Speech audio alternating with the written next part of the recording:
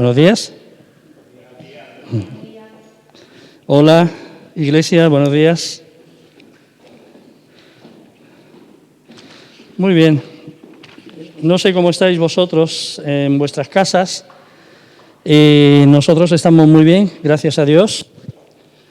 Y la verdad que podemos testificar no solamente de la fidelidad de Dios, sino que Dios es bueno, que Él en los momentos complicados de la vida nos sostiene y nos guarda.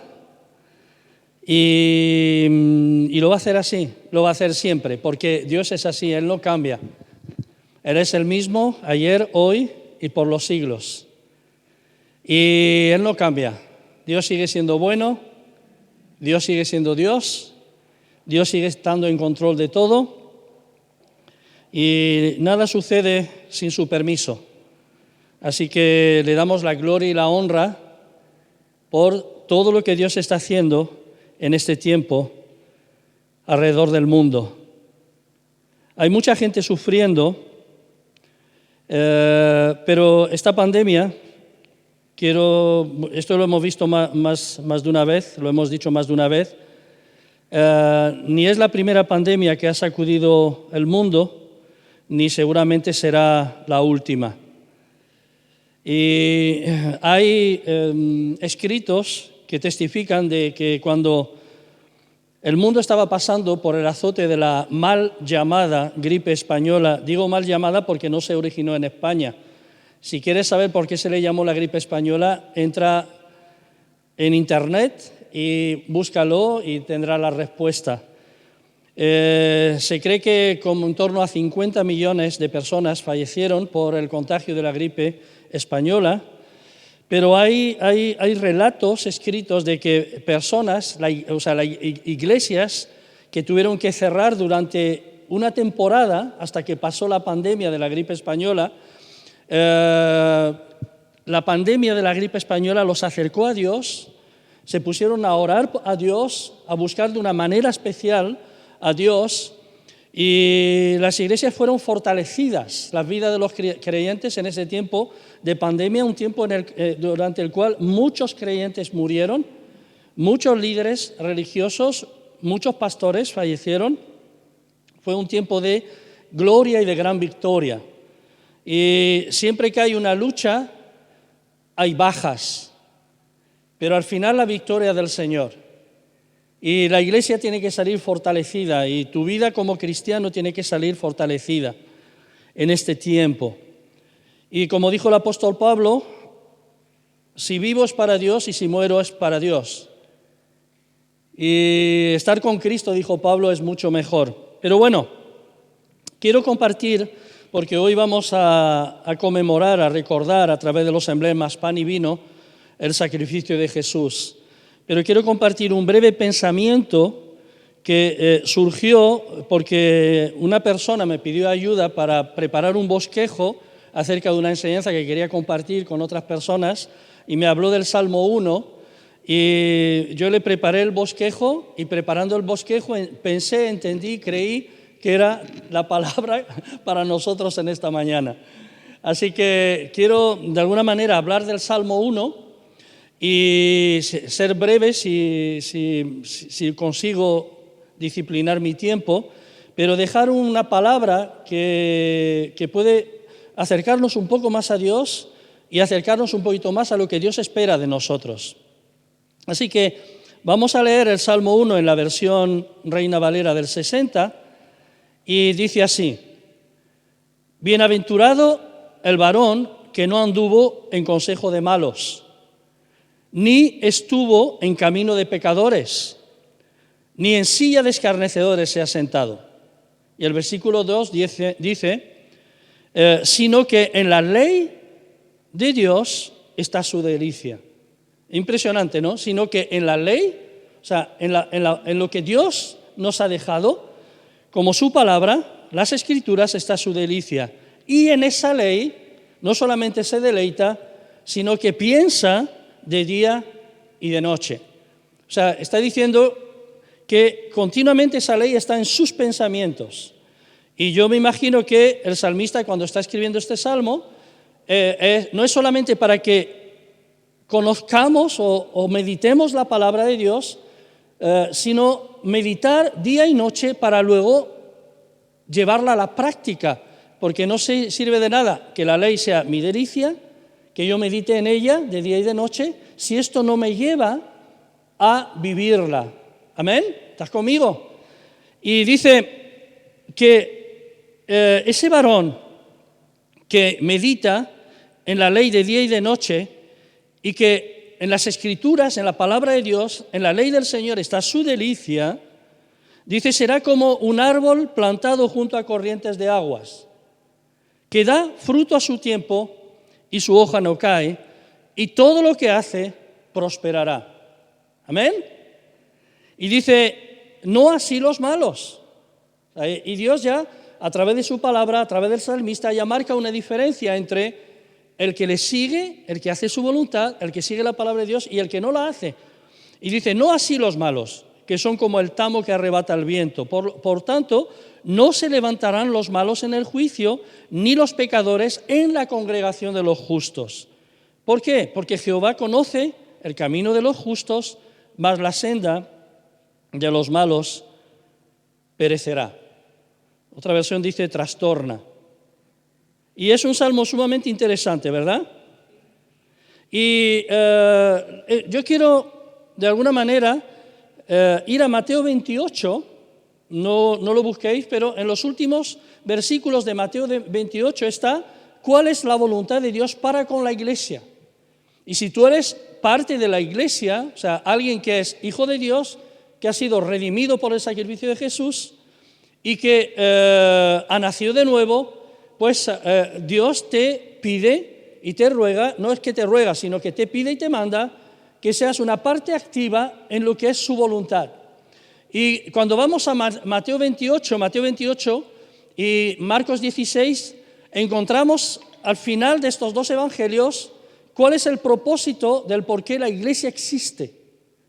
Y el propósito del por qué la iglesia existe es, en Mateo 28, es para que vayamos y hagamos discípulos, o sea, personas que aprenden para luego vivir una determinada manera de conducta, discípulos de Cristo a todas las naciones, para que vayamos, dice Marcos, y prediquemos el evangelio del reino bautizando a las personas que quieran seguir a Dios en el nombre de Jesucristo para perdón de pecados, y que este evangelio tenemos que hablar y tiene que llegar hasta los confines de la tierra, hasta los rincones más remotos, y al final Cristo volverá. Así que tengo una buena noticia, que está cerca el nuevo orden mundial.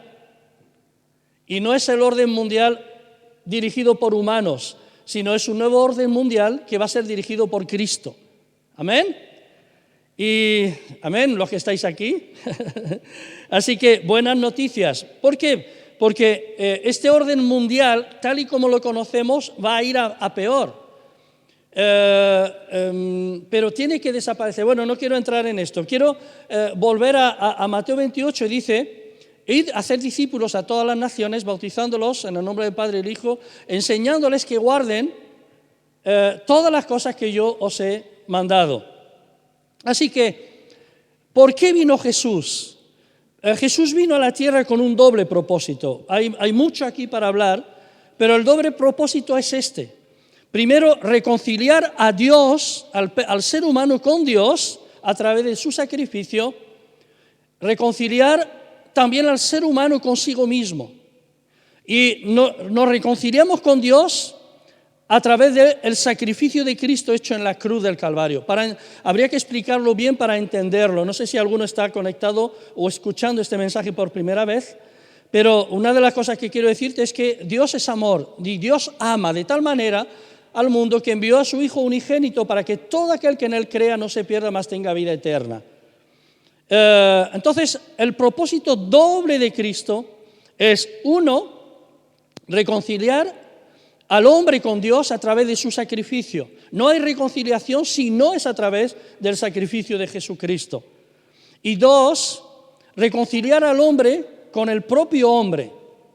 Entonces, la forma en cómo Jesús nos ayuda a que nos reconciliemos los unos con los otros es a través de sus enseñanzas. ¿Por qué? Porque en sus enseñanzas Jesús nos deja claro cómo tiene que ser la relación del hombre con su prójimo. Y para esto Jesús usa lo que se llaman alegorías o también parábolas. Una de ellas es la parábola del buen samaritano, ¿no? Cuando él habla acerca del amor al prójimo y cómo tiene que ser el amor al prójimo. Y entonces, para tenerlo claro, ¿no? El doble propósito de la venida de Cristo no es salvar mi alma. Es que yo solamente, porque sí que la salva, quiero dejarlo claro, sino no es salvar mi alma para que yo no vaya al infierno, tenga vida eterna, sino Él me reconcilia con Dios para que yo pueda tener una relación con Dios ahora en esta vida y no esperar la vida que viene después de la muerte, y también que yo me pueda reconciliar con mi prójimo, y mi prójimo es la gente con la que yo me rodeo, con la que yo trabajo, la que vive conmigo, la de mi barrio y tal. Y volviendo al Salmo 1, hay unas pautas que en el Salmo 1 que nos marcan cómo debe de ser o cómo debe de actuar o qué cosas van a ayudarnos a que podamos ser buenos seguidores de Cristo, buenos seguidores de Dios. Amén. Ahora, el consejo que yo le daba a la persona a quien envié este bosquejo es, la primera cosa es, necesitamos leer bien el texto base que vamos a usar para la enseñanza. Segundo, si tenemos varias diferentes versiones de la Biblia, leamos el texto en varias versiones de la Biblia. Tercero, preguntarnos qué es lo que realmente quiso decir el salmista al escribir este texto. Cuarto, conocer bien el entorno histórico-cultural del tiempo en el que se escribió el texto. Quinto, nunca hacer lo que llamamos eisegesis de un texto. Es que yo ya tengo algo que quiero compartir, preconcebido, pensado en mi mente, y busco un texto bíblico para apoyar lo que yo creo. Porque muchas veces usamos la Biblia para apoyar verdaderas barbaridades que queremos enseñar a otros y que no tienen nada que ver con el mensaje original que Dios quiso decirnos a través de un determinado texto. No sé si me explico. Tenemos que hacer, sexto, exégesis del texto. O sea, pensar qué es lo que realmente Dios nos ha querido decir a través del texto. Y luego, punto 7 es encontrar cuál es el tema central del texto. ¿Cuál es el tema central del texto? Y en el Salmo 1 el tema central del texto es el ser humano. Y con la comparativa de los dos tipos de seres humanos, el que hace lo correcto y el que no. Y yo he titulado, por si luego se quiere sacar el título, es un varón o una mujer conforme al corazón de Dios. ¿Amén? ¿Estáis conmigo? Y para no alargarme mucho, no sé qué hora es, porque no lo veo sin mis gafas ahí en el reloj, unos minutitos, vamos a ver qué es un hombre, un cristiano verdadero. ¿Cómo debe de comportarse? ¿Cuáles son las pautas que me van a ayudar a mí a ser un buen cristiano? Entonces, un buen cristiano, un buen hijo de Dios. Entonces, la primera cosa es que un buen cristiano cuida sus relaciones. Un buen cristiano cuida sus relaciones. Y mi primer consejo es, si tú quieres una vida próspera, bendecida y de éxito en Dios, tienes que aprender a limitar con quién te juntas. ¿Estás conmigo? Entonces, el Salmo 1 dice, en la versión de la palabra, dice, dichoso el que no sigue el consejo de los malvados.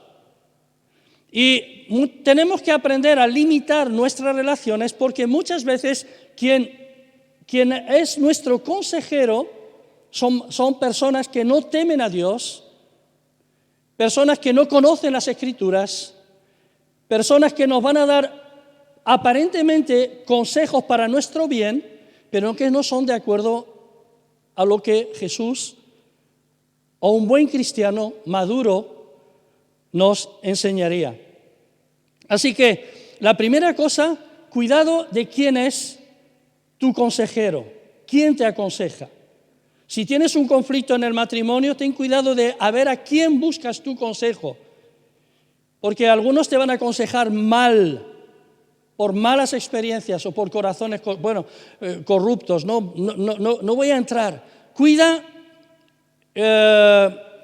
quién es tu consejero. Y lo que quiero decir que en esta mañana es que para muchos el peor consejero que tenemos somos nosotros mismos. Porque muchas veces nuestra mente reacciona de acuerdo a nuestras emociones dañadas es quien nos aconseja. Y la palabra de Dios es muy clara respecto a cuidar nuestros propios consejos. Necesitamos vivir de acuerdo al consejo de Dios. Y la segunda cosa, respecto a cuidado con quién te relacionas, dice, bienaventurado el varón, dichoso el varón, que no se sentó en silla de escarnecedores. La silla de escarnecedores son estos grupos de personas que se pasan el tiempo hablando de otros, criticando, murmurando, condenando, juzgando a gente que ni siquiera tiene la oportunidad de poder defenderse. Y los escarnecedores son aquellos que te van a aconsejar mal contra alguien, que van a criticar mal, escarnecedores. Dice, ni en senda de pecadores se detiene, ni en la compañía de los necios se sienta. Así que mi primer consejo en esta mañana es cuida tus relaciones.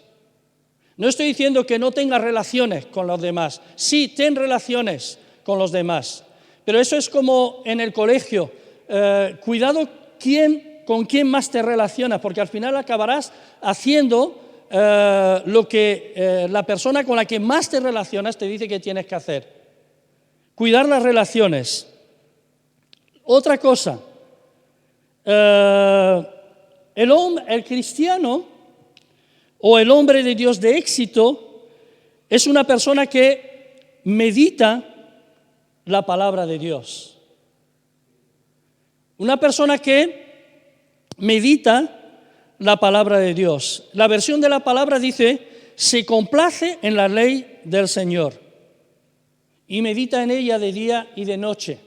Se deleita con la palabra de Dios. Medita la palabra, o sea, que no solo la lee, sino que intenta entender qué quiere decir. Es una persona que piensa continuamente en la palabra de Dios, que se esfuerza por conocer la palabra de Dios.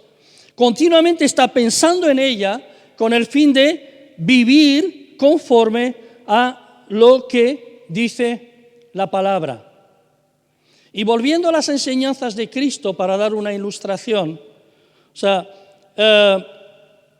el consejo de malos te va a decir una cosa, pero Cristo te va a decir otra. Cuando yo conozco la palabra y yo entiendo que Jesús me pide que yo tengo que amar a mi enemigo, cuando yo la conozco y venga mi enemigo tenga hambre, yo voy a darle de comer, porque sé lo que me dice la palabra de Dios. Así que yo quiero animaros a leer la palabra, a meditar en ella, a no hacerlo porque tienes que hacerlo, sino leer, a meditar, a pensar de día y de noche, para que esa palabra se haga verdad en ti, para que tú puedas vivir de acuerdo a los principios y los valores de la palabra de Dios. Dice que es como el que medita en la palabra, el que se complace en ella, el que se deleita en ella, dice que es como un árbol plantado junto a un arroyo. Ahí está Arturo Arroyo. Es junto a corrientes de agua, que da su fruto a su tiempo y no se secan sus hojas, su hoja no cae. Es como un árbol, es una alegoría, es una imagen para ayudarnos a entender una enseñanza. Es una alegoría es como decir, estás fuerte como un roble, no eres un roble, ni tampoco eres fuerte como un roble. Es una manera de decir, estás fuerte, firme. Entonces dice que el que hace estas cosas, o sea, llena su vida de la palabra, la conoce, medita en ella, dice que es como un árbol fuerte y robusto que está plantado junto a un río. Y aquí está, el salmista usa dos cosas. Uno dice, su hoja no cae y da fruto a su tiempo. Y la hoja no cae, habla de fortaleza, habla de continuamente está vigoroso, continuamente está firme, habla de testimonio y da fruto a su tiempo. Y preparando el bosquejo, esto nos lleva a Juan 15. El río puede ser el río del Espíritu Santo, por así decirlo. Y Jesús dijo, sin mí nada podéis hacer. Separados de mí nada podéis hacer. Si seguimos al lado de Cristo, si seguimos alimentados por el río de Dios, que es el Espíritu Santo, nuestra vida va a ser una vida fortalecida, va a permanecer firme, que va a dar fruto a su tiempo. ¿Qué es fruto a su tiempo? Yo lo entendí de la siguiente manera. Cuando meditamos, vemos en la palabra de Dios el fruto del Espíritu: amor, gozo, paz, paciencia, templanza, benignidad, bondad, mansedumbre y fe. Lo que está diciendo es que cuando yo estoy plantado junto a corriente de agua, estoy cerca de Jesús, estoy injertado en la vid verdadera, estoy siendo alimentado por Dios, mi forma de reaccionar va a ser de acuerdo al fruto que yo necesite en el momento de usarlo. Si tengo que perdonar a alguien, fruto a su tiempo es que en el momento en que yo tenga que perdonar, va a salir fruto de perdón de mí.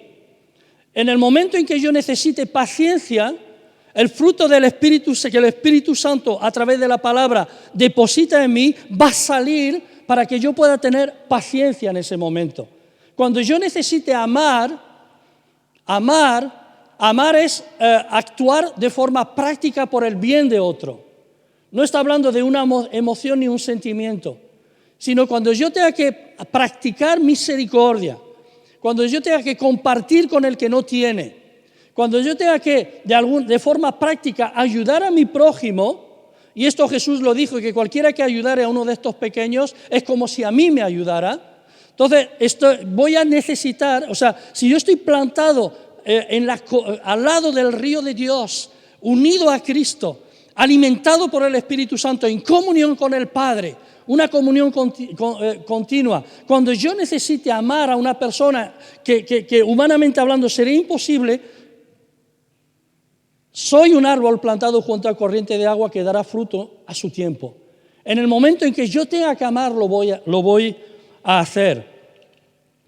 Y esto de árbol fuerte, plantado junto a un río, es lo mismo que la parábola que Jesús enseñó acerca de el hombre prudente que edifica su casa sobre la roca. Y él habló de dos tipos podemos edificar la misma casa, pero una permanecerá y la otra no, porque va a depender de cómo esa casa esté o sobre qué esa casa esté edificada. El árbol plantado junto a corriente de agua es como el hombre que edificó su casa sobre la roca. Y Jesús habló muy claro, el hombre que edifica su casa sobre la roca es aquel que conoce mi palabra y la lleva por práctica y la vive en su vida. Y dice que el hombre que edifica su casa sobre la roca será como el árbol plantado junto a corriente de agua, fruto a su tiempo y su hoja no cae. Y dice que cuando vendrá el viento huracanado, vienen ríos, vienen tempestades o vienen los terremotos de la vida, esa casa no se caerá, sino que permanecerá. Entonces, la clave para permanecer en este tiempo de pandemia es estar conectados a Dios continuamente, es meditar en su palabra para que la palabra se haga sí y se haga verdad en nosotros, es vivir la palabra, porque esto es lo que nos va a mantener firmes en el momento de las tempestades que la vida pueda traer. Amén. Y otra de las cosas que me encanta para ir concluyendo, dice, la versión de la palabra en el versículo 3 del Salmo 1 dice, es como un árbol plantado junto al arroyo, da fruto a su tiempo, no se secan sus hojas, y dice, y consigue todo cuanto emprende.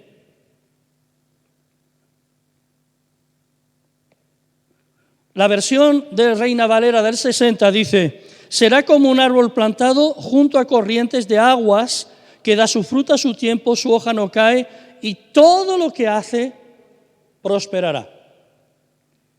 Y esta palabra prosperar no tiene nada que ver con teologías de prosperidad, con riquezas y con dinero. No tiene nada que ver. Porque según el punto de vista bíblico, el hombre que prospera es el hombre que consigue estar viviendo en el centro de la voluntad de Dios. Y a ese hombre, Mateo 6:33, o esa mujer, dice que si ese hombre busca el reino de Dios y su justicia, todo lo que necesita para vivir le será añadido. Y dentro del contexto, Jesús está diciendo, no os preocupéis por el día de mañana, qué comeré o qué beberé. Y les dice, mirad las aves de los campos. Yo me imagino a los discípulos mirando y dice, ¿quién las alimenta? Dice, mi Padre. Ellas no siembran, no siegan, pero mi Padre las alimenta. Mirad los lirios del campo. ¿Habéis visto? ¿Cuántos de vosotros habéis visto un lirio? Es una flor preciosa, blanca, verde, preciosa. Dice que ni aun Salomón se vistió, en toda su gloria, se vistió como un lirio del campo. Y dice, mi Padre es quien le hace crecer. Dice así, y vosotros valéis más que las aves de los cielos y más que los lirios del campo. Así que no os preocupéis por el día de mañana. Y yo quiero dejar aquí, para ir concluyendo esta enseñanza, un mensaje de esperanza. Si tú eres un varón o una mujer, un ser humano, por así decirlo, que cuida sus relaciones, que tiene cuidado con las conversaciones en las que participa, que no se deja aconsejar ni por su propia prudencia, porque mi prudencia está muy influenciada por quien yo soy realmente, por mi autoestima y por tantas otras cosas. Y me lleva muchas veces a reaccionar y a hablar de forma que no tiene nada que ver con los valores del reino de los cielos. Si me aconseja la palabra de Dios o busco hombres maduros, mujeres maduras, personas maduras en Dios para que me aconseje, no como lo hizo Roboam, el hijo de Salomón, que en lugar de buscar el consejo, escuchar el consejo de los varones mayores, los ancianos experimentados, habían vivido toda clase de calamidades, le aconsejan, él buscó el consejo de sus amiguitos los jóvenes y le fue mal. Si tú buscas el consejo correcto, escuchas el consejo correcto y la virtud, hay tantas cosas aquí para decir, la virtud de la humildad es la virtud del que es enseñable. Es una virtud, es ser enseñable.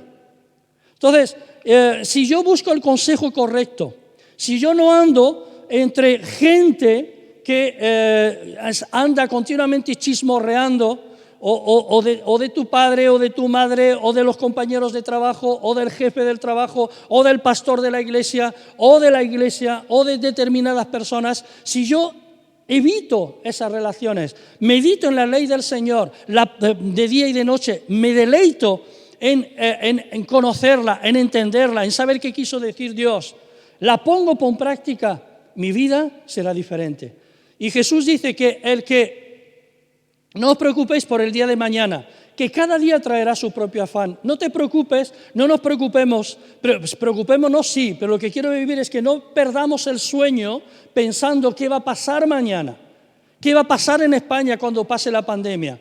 La caída de la economía en el mundo o en España, ¿qué va a pasar con los ERTE? ¿Qué va a pasar con el paro? Si yo soy un hombre o una mujer que tengo las cosas claras en Dios, quien se va a encargar de cuidar de mí será Dios mismo. ¿Por qué? Porque si soy un hombre plantado junto a corriente de agua, mi hoja será perenne continuamente, mi fruto saldrá en su tiempo y todo lo que yo haga en esta vida prosperará. ¿Estás conmigo? Buscad primeramente el reino de Dios y su justicia, y todo lo que necesitéis se os añadirá. Estas son palabras de Cristo, no son palabras del apóstol Pablo, no son palabras de ninguno de los profetas. Se podían haber equivocado los profetas, pero Cristo no se equivoca. Cristo no se equivoca. Amén. Y dice, todo lo que hace el justo prosperará. Y la prosperidad es que no me faltará lo necesario para vivir. Tal vez nunca seré millonario, pero nunca me faltará el pan en mi mesa. Nunca me faltará el abrigo y nunca me faltará el techo, porque mi Dios lo suplirá. Y termina el Salmo diciendo, no así los malos, que hoy parece que están en plena prosperidad, que tienen mucho más que a lo mejor que los justos. Pero dice, son como el tamo que arrebata el viento. Sopla el viento y pasan. Pero el que cree en el Señor permanece para siempre. Y esta es mi pequeña aportación, mi pequeña enseñanza. Quiero dejar un mensaje de esperanza en esta mañana a través de esta enseñanza. Y un consejo que doy, todas esas enseñanzas, las que estamos compartiendo cada domingo, las subimos luego a YouTube. Y yo te aconsejo que las escuches 1, 2 y hasta 3 veces, para que puedas captar realmente cuál es el mensaje que se ha querido compartir. Y en esta mañana el mensaje que he querido compartir es un hombre, una mujer, conforme al corazón de Dios. Un hombre, una mujer, cuyas vidas están plantadas cerca del río de Dios. Será un hombre, una mujer que permanece, un cristiano de testimonio, un cristiano que vivirá la palabra de Dios. Y todo lo que le rodea será afectado positivamente por la vida de esta persona. Que Dios os bendiga. Vamos a orar. Padre, quiero darte las gracias primero por permitirme estar aquí en esta mañana, por este mensaje que hemos compartido, por tu palabra que es eterna, que no pasa. El cielo y la tierra pasarán, pero tu ley, tus escrituras, no pasará. Y tú lo dijiste, Jesús. Y yo quiero darte las gracias, Señor, por esta confianza que tenemos en ti, de que tú estás sosteniendo aún en los momentos de dificultad nuestras vidas. Que no es tanto como nosotros lo vemos, es como tú lo ves. Y hay mucha gente sufriendo, es verdad, muchos hijos tuyos están sufriendo, otros han partido, otros ya están en tu presencia, y por causa de esta pandemia o por otras circunstancias, Señor. Pero quiero darte las gracias porque nos has dejado en tu palabra la clave o las claves para una vida de éxito, una vida que prospera, para ser verdaderos creyentes, para vivir conforme a lo que tú esperas de nosotros. Yo quiero pedirte, Dios, que esta palabra, Señor, pues haga bien al corazón de los que la escuchan. Señor, que rompa las fortalezas que se levantan contra el conocimiento de Dios. Señor, que a veces la propia tradición en la que estamos metidos es nuestra consejera principal. Que esto sea roto en el nombre de Jesús. Y que los pensamientos de cada uno de los que estamos escuchando este mensaje se vuelvan a la obediencia a Cristo. Ayúdanos, Señor, a confiar en ti. La fe es un don de Dios, es un regalo tuyo. Por eso te ruego, Dios, que nos ayudes con una fe que nos lleva a una confianza plena en ti. Da igual las circunstancias por las que estemos pasando. Sé lo que estoy diciendo, Señor. A pesar de que nuestros sentimientos, nuestras emociones nos dicten otra cosa, que nuestra fe nos ayude a permanecer firmes en ti. Y te ruego, precioso Espíritu Santo, que seas como ese río que alimenta al árbol plantado junto a ti. Permanécenos, ayúdanos a que permanezcamos, Señor, con nuestras hojas perennes, verdes, que podamos dar un buen testimonio. Y ayúdanos, Señor, a vivir como hijos de Dios en cualquiera de las circunstancias, que el fruto de tu Espíritu, Señor, sea manifiesto cuando lo necesitemos, a su tiempo, en el tiempo en que lo necesitamos. Padre, te lo ruego en el nombre de Jesús, y que el mundo hoy, Señor, te conozca. Perdona el pecado de la humanidad porque te ha dado la espalda. Perdona por llamar a lo bueno malo y a lo malo bueno. Y perdona porque el ser humano te está diciendo hoy que no te necesita. Sí que te necesitamos, porque sin ti no hay vida, sin ti no hay esperanza. Ayúdanos a volver a ti, en el nombre de Jesús. Amén. Amén.